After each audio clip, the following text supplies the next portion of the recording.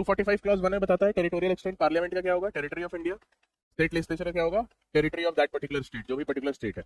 Extra territorial law बन सकता है कि नहीं, तो पार्लियामेंट के कॉन्टेक्स्ट में आर्टिकल 245 क्लॉज 2 में ही बतला दिया गया है। नेगेटिव सेंस में वो वहां पे बताया गया है, पढ़ने में कभी कभी कंफ्यूजन हो जाता है ना, कि कोई लॉ इनवैलिड नहीं होगा, पार्लियामेंट का बनाया हुआ कोई भी लॉ इनवैलिड नहीं होगा just because it has extra territorial application, यही बताया ना वहां पे।